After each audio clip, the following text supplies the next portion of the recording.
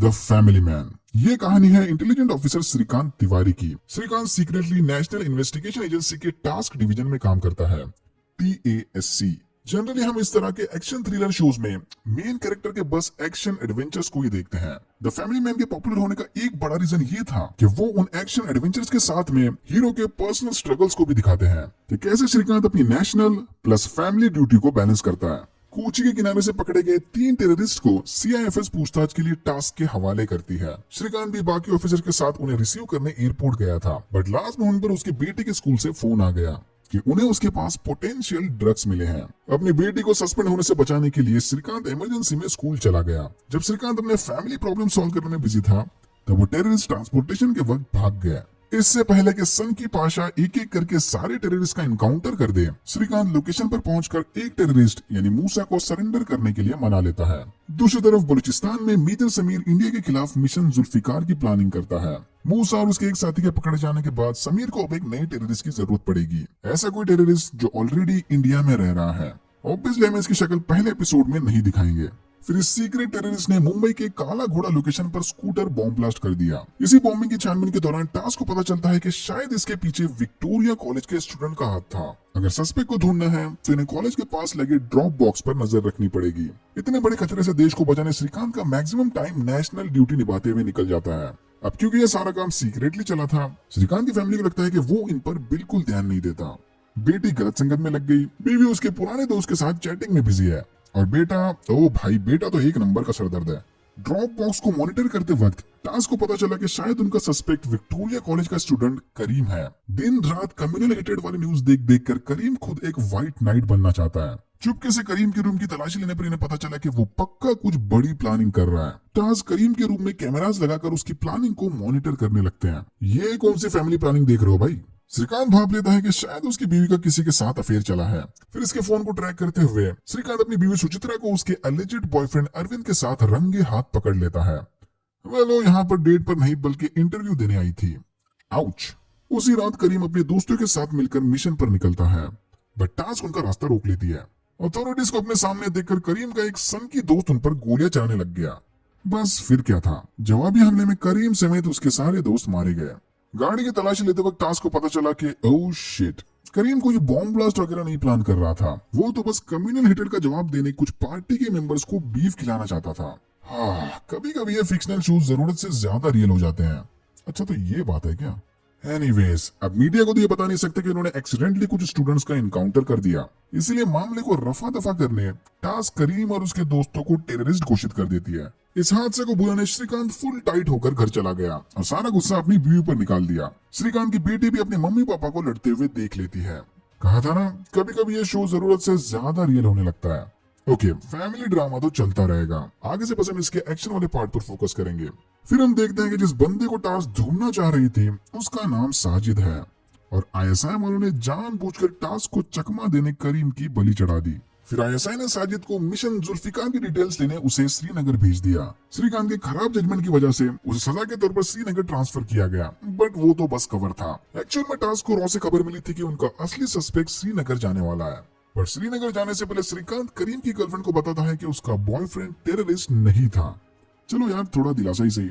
उधर हॉस्पिटल में मूसा ने नर्स को ही पटा लिया, और फिर नर्स के फोन से ISI को कांटेक्ट करके मूसा उन्हें बताता है कि उसे हॉस्पिटल से भागने में उनकी मदद चाहिए। यहाँ मूसा के साथ एक और टेररिस्ट एडमिट था, आसिफ। मौका देखकर मूसा इसे मार देता है। No loose ends.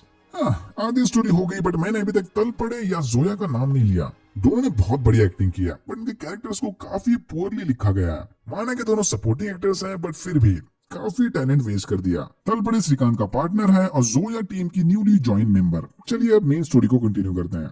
मूसा को समीर ने ही मिशन जुल्फिकार के लिए चूज किया था। मूसा इससे पहले आईसिस के एक बड़े मिशन का हिस्सा था, जिसमें ऑलमोस्ट 270 लोगों की जाने गई थी, नर्व गैस अटैक, और तब से उसे अल कातिल का नाम मिल गया। श्रीनगर में श्रीकांत को नई पार्टनर मिल गई, उसकी पुरानी एक्स गर्लफ्रेंड सलोनी भट्ट।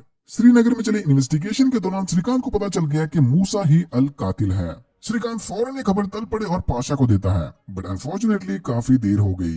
मूसा कुछ टेररिस्ट की मदद से हॉस्पिटल से भाग गया।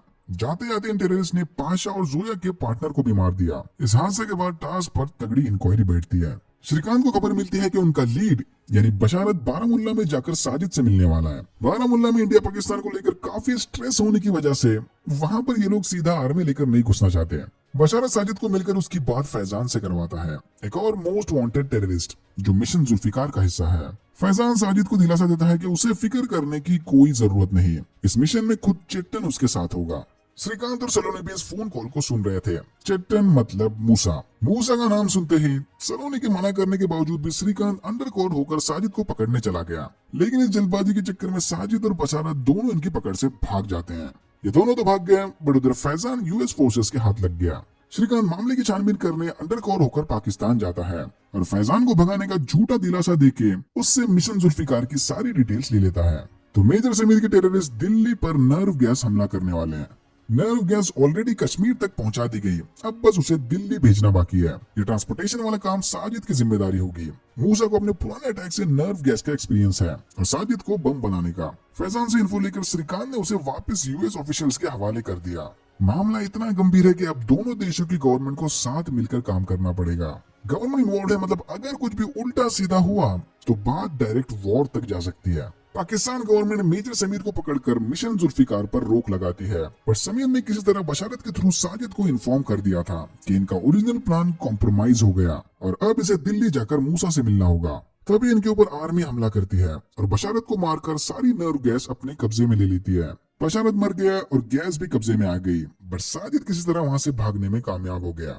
मूसा से मिलने पर साजिद को पता चला कि मिशन जुल्फिकार अभी तक पूरी तरह से खत्म नहीं हुआ। मूसा के पास प्लान भी रेडी है। ये दिल्ली के एक होमोसेक्सुअल केमिकल इंजीनियर को ब्लैकमेल करके उसकी कंपनी ओरायन केमिकल प्लांट में गैस लीक करवाना चाहता है, बिल्कुल भोपाल गैस ट्रेजेडी की तरह। टास्क का एक ऑफिसर करीम के फोन को एक्सेस करने के चक्कर में एक्सीडेंटली उसकी गर्लफ्रेंड को मैसेज भेज देता है। सत्यानाश। उस मैसेज को पढ़ने के बाद जुनाली को याद आता है कि करीम हर मिशन पर जाते वक्त हमेशा अपने साथ एक बॉडी कैमरा रखता था। हादसे वाली साइट पर जाकर थोड़ा छानबीन करने के बाद जुनाली को वो कैमरा मिल गया। इस कैमरा में करीम ने सब कुछ रिकॉर्ड कर लिया कि ये लोग कोई टेररिस्ट नहीं, ये तो बस किसी पार्टी में जाकर वहाँ चुपके से बीफ खिलाना चाहते थे। मूसा और साजिद अपने आदमियों के साथ प्लांट में घुसकर गैस लीक प्लान करते हैं। अगर इस रिएक्शन को समय रहते नहीं रोका गया तो अगले 2 घंटे में दिल्ली के अंदर एक बड़ी गैस ट्रेजेडी होगी। प्लान को एग्जीक्यूट करके मूसा और साजिद वहां से चले जाते हैं, पर तभी श्रीकांत मूसा की मम्मी के साथ मिलकर न्यूज पर एक वीडियो रिलीज करता है। वीडियो में मूसा की माँ उसे सरेंडर करने को कहती है। अपनी माँ की बातें सुनकर मूसा ने डिसाइड कर लिया कि वो अब वापस जाकर रिएक्शन को रोक देगा, पर तभी साजिद उसे मार देता है। दूसरी तरफ जोया और मिलिंद केमिकल प्लांट में घुसकर रिएक्शन को रोकने की कोशिश करते हैं, बट तभी इनके ऊपर मूसा के आदमियों का हमला हुआ। ये लोग इधर सिक्योरिटी गार्ड बनकर बैठे थे। एंड सीन में हम देखते हैं कि मिलिंद जख्मी हालत में श्रीकांत को कॉल लगा रहा था, बट श्रीकांत फोन को ऑफिस में ही छोड़ आया। श्रीकांत और तड़पड़े को मूसा की लाश मिली और उधर प्लांट में हाई प्रेशर की वजह से गैस का कंटेनर फट गया और यहाँ होता है सीजन 1 खत्म। अगर आपको वीडियो अच्छा लगा तो please like share and subscribe for more videos like this. मैंने ऐसे और भी वीडियोस बनाए जिनके लिंक्स आपको डिस्क्रिप्शन बॉक्स में मिल जाएंगे। Thank you very much for watching and I am hoping to see you in my next one.